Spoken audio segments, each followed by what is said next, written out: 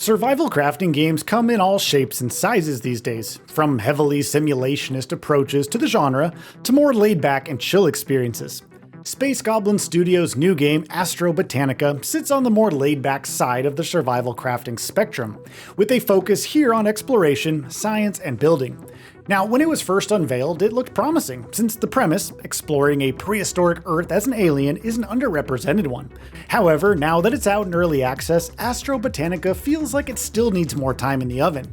Now, don't get me wrong, Astrobotanica is an early access release, which means it will likely improve over time with new features, content, and quality of life upgrades. In its current state, it's difficult to recommend even if you are a fan of the genre. The biggest issue with Astrobotanica is that its control scheme is incredibly unintuitive. While the menus are generally fine, allowing for drag and drop for inventory management, switching between consumables mid-exploration is a pain. You can switch between the various plants and tonics that you've crafted with the mouse scroll, but outside the inventory screen, there's no clear indication of which tonic you currently have selected. The inventory has its own headaches, since there are no sorting options, leaving you to manually drag and drop each item. Large stacks also can't be split into smaller ones, and the only way to achieve this is by dropping the entire stack on the ground and picking it back up one by one. Tools are similarly painful to use, since you can't hotkey tools like the hammer or pickaxe, and are instead forced to cycle through them with the X and C keys. While the controls can be remapped, how the game handles what you're holding in your left or right hand feels fundamentally flawed, and changing the buttons would simply just put a band-aid solution over poor design choices. The controls feel slightly better on a gamepad with the contents of your left hand delegated to the left and right D-pad buttons, while your right hand is handled by the up and down buttons. Unfortunately, the tutorial also feels quite haphazardly thrown together.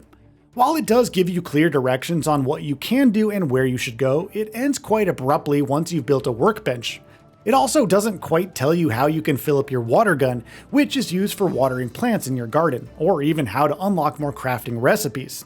You simply get quick prompts telling you how you can scan plants or creatures, how you can craft tonics, and how you can help a Neanderthal get over their illness by crafting antibiotics. After this, you're pretty much on your own. The gameplay loop here revolves around exploration, gathering materials and herbs, scanning the local flora and fauna, base building, and interacting with Neanderthals. Along the way, you have two key resources that you need to manage: your CO2 levels and your health. While health is easy to manage, since avoiding damage is straightforward, CO2 steadily drains over time. There are two key ways to deal with this: climb into your crashed space pod to regenerate it quickly, or consume plants or tonics that raise your CO2 levels. The latter works just fine during exploration. The former, however, has the added effect of encouraging players to build their bases close to the crashed pod. Thankfully, the exploration itself can be quite fun, and there are plenty of surprises to find along the way. The map is sizable, with winding pathways that make it easy to get lost. As you explore, you're bound to find ruins and intricate buildings that you can explore.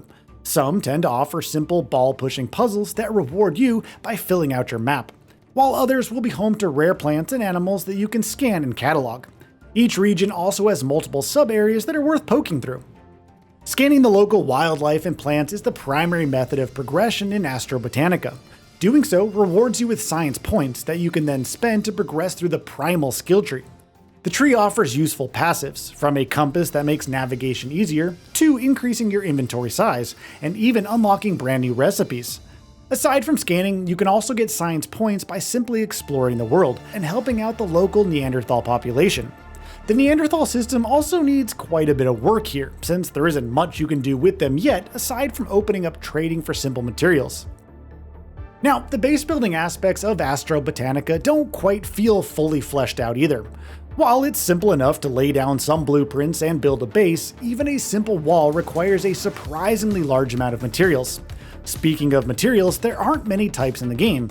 You get things like wood, clay, and stone, each of which can then be processed into one or two different materials. Overall, there isn't much incentive to engage deeply with base building right now. All you really need is a crafting bench, maybe a couple of light sources and storage chests, and a garden where you can grow the plants of your choice. There isn't any combat here. While the world might pose a few dangers, they're mostly limited to avoidable hazards, like plants that spew poison if you get too close to them, or a few particularly aggressive creatures that might keep headbutting you while you run past them. So you wouldn't really need a house to provide shelter from dangerous creatures either, despite what the soundscape might make you think. A day-night cycle is typically used in many survival games to ramp up the threats in the darkness. Here, however, it feels like little more than aesthetic change. Things are harder to see without a flashlight or torch, and there are plenty of spooky sounds coming in from the forests around you. But once again, you're never really in any danger aside from potentially getting lost. A house doesn't help in this regard either, since there's no real way that I could find to skip through the night. Short of wandering around collecting plants, there isn't much meaningful to do at night, so I just often found myself waiting it out until sunrise. Speaking of the local fauna, the game also claims to let you befriend them by finding the right kind of plant or fruit that they might like. However, I couldn't get this feature to work despite my best efforts, and ultimately resorted to tossing fruit at dodos in the hope that something would finally click. It's quite easy to hit your first wall in Astrobotanica, owing to the lack of content. There aren't too many biomes in the game yet, since I was largely only able to discover a beach and dense forests of different kinds. Upgrades also don't feel meaningful yet outside of simplistic passive skills from the primal tree that I mentioned earlier. Visuals are one of the few aspects that Astrobotanica gets right. Its highly stylized take on a prehistoric Earth can be quite beautiful to stare at if you find the right vantage point, and just about every creature and plant you find is visually distinct without feeling out of place.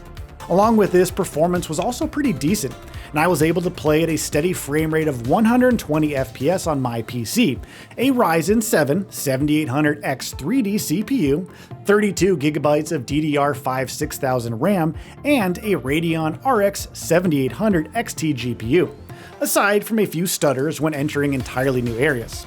In this regard, further updates will only bring more improvements. So, in its current form, Astrobotanica feels more like a foundation than a fully realized game. There are plenty of interesting ideas here, like exploration and science serving as the main method of progression in this game, and generally non-violent survival crafting gameplay.